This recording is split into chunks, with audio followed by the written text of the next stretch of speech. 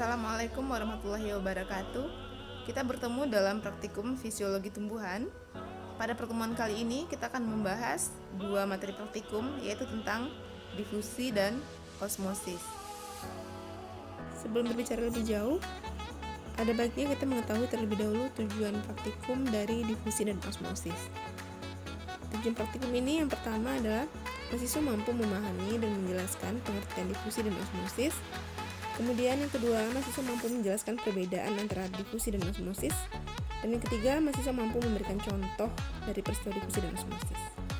Selanjutnya, dalam praktikum difusi ini, kita akan membahas 3 percobaan, yaitu yang pertama difusi zat cair dalam zat cair, yang kedua difusi zat padat dalam zat cair, dan percobaan ketiga difusi gas dalam gas. Nah, untuk percobaan pertama, difusi zat cair dalam zat cair itu alat dan bahan yang dibutuhkan: pipet tetes, gelas ukur, stopwatch, air, dan tinta dan sirup. Untuk percobaan kedua kita itu difusi zat padat dalam zat cair, dan percobaan ketiga adalah difusi gas dalam gas. Nah, untuk difusi gas dalam gas kita butuhkan adalah parfum beralkohol. Nah, nanti parfumnya disemprotkan ke satu ruangan lalu diukur laju difusinya. Selanjutnya kita akan membahas tentang osmosis. Nah, pada osmosis ada 2 percobaan, yaitu percobaan pertama tentang daun radiscolor yang direndam dalam berbagai konsentrasi larutan glukosa. Nanti kita akan melihat di larutan glukosa konsentrasi berapa daun radiscolor ini sel-selnya mengalami plasmolisis. Nah, di sini nanti akan dijumpai 3 larutan konsentrasi larutan glukosa. Ada larutan yang bersifat hipotonis, ada yang bersifat isotonis, dan hipertonis.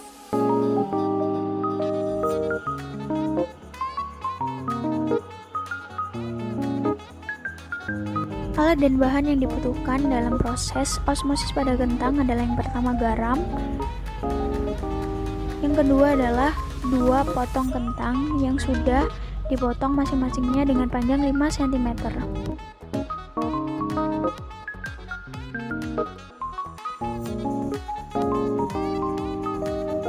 Lalu kita juga membutuhkan 2 gelas plastik. Gelas pertama berisi air biasa dan gelas kedua berisi air garam. Kita masukkan sebanyak 4 sendok teh garam ke dalam gelas kedua.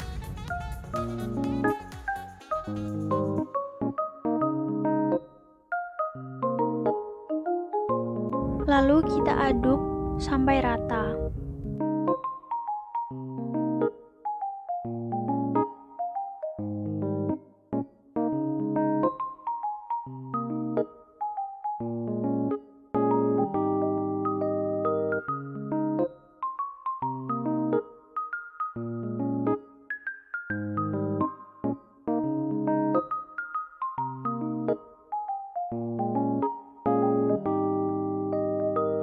Sudah terlihat jelas bahwa air pada gelas kedua warnanya lebih putih, sedangkan air pada gelas pertama warnanya tetap bening. Lalu saya di sini memasukkan kedua buah kentang ke dalam masing-masing gelas plastik.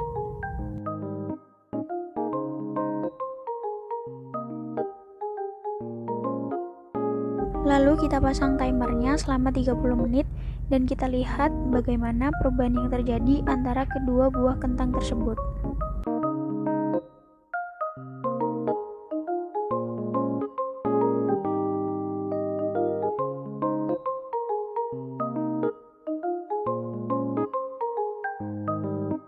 Setelah 30 menit kita matikan timernya, lalu kita angkat kedua buah kentang tersebut dari dalam air.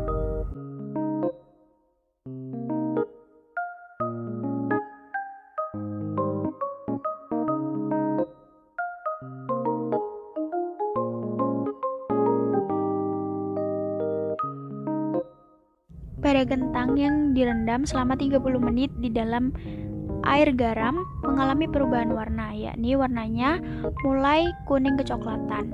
Lalu terjadi juga perubahan panjang, yakni mengalami penyusutan yang mulanya 5 cm atau 5 cm menjadi 4,7 cm saja.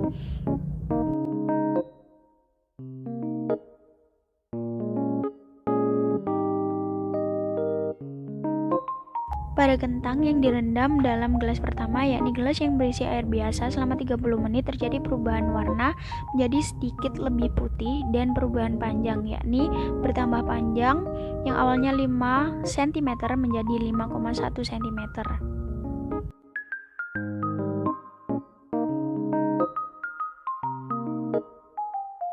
Lalu selanjutnya adalah teksturnya.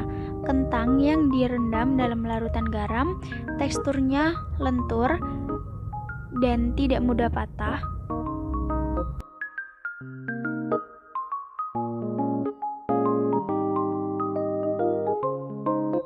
Sedangkan kentang yang direndam pada air biasa, teksturnya keras dan mudah dipatahkan.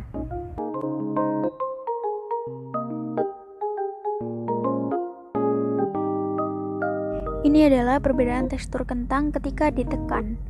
Kentang pada gelas kedua yang berisikan air garam, teksturnya lentur, dan kentang pada gelas pertama yang berisikan air biasa, teksturnya keras.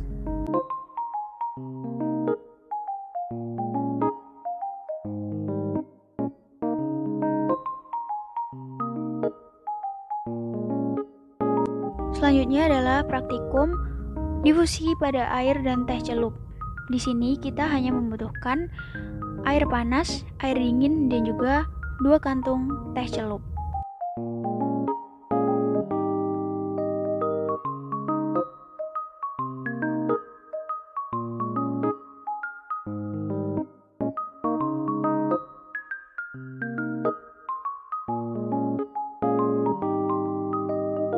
Kita masukkan teh celup ke dalam masing-masing gelas. Yang pertama gelas yang berisi air dingin dan yang kedua gelas yang berisi air panas.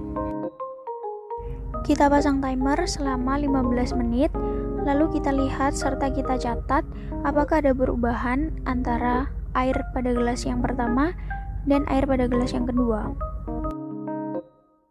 Pada gelas A air tetap putih bening dan pada gelas B air mulai kemerahan. Pada gelas A, air putih kekuningan, pada gelas B, air merah mulai kecoklatan. Pada gelas pertama, air kuning mulai kecoklatan, pada gelas kedua, air coklat muda kemerahan. Pada gelas pertama, air kuning kecoklatan, pada gelas kedua, coklat kemerahan. Pada gelas pertama, air berwarna coklat muda dan pada gelas kedua, air berwarna coklat tua kemerahan. Kita matikan timernya setelah 15 menit. Kita dapat melihat perbedaan warna yang sangat jelas antara gelas pertama dan juga gelas kedua. Pada gelas kedua yang berisikan air panas, terjadi perubahan ataupun proses difusi yang sangat cepat akibat dari air yang suhunya tinggi. Warnanya pun coklat tua, kemerahan, dan lebih pekat dibandingkan pada gelas yang pertama.